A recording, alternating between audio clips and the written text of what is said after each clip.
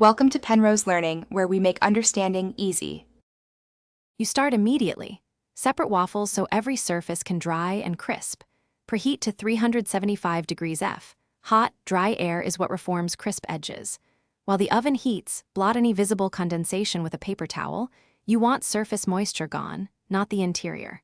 Once done, arrange waffles single layer on a wire rack above a baking sheet so air circulates underneath. This step prevents steaming and encourages uniform recrisping. Make sure waffles aren't touching, so each edge recrisps evenly. You now focus on technique. Bake for about 6 to 10 minutes at 375 degrees F, flipping once halfway to promote even browning and avoid soggy centers. If you have 1 or 2 waffles, the toaster works faster.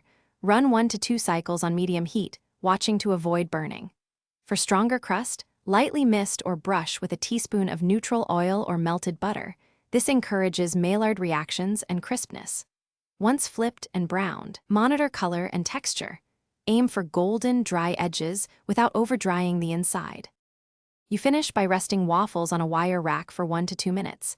This firms the crust while retaining interior tenderness, so do not stack immediately. If they remain soft, raise heat to 400 degrees F briefly for 2 to 3 minutes.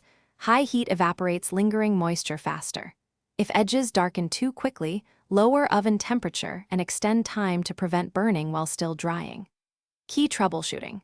Trapped steam causes sogginess, so next time cool uncovered before storage and always re-crisp on a rack, not a plate. Thanks for watching. If this was helpful, leave a like and consider subscribing. See you next time.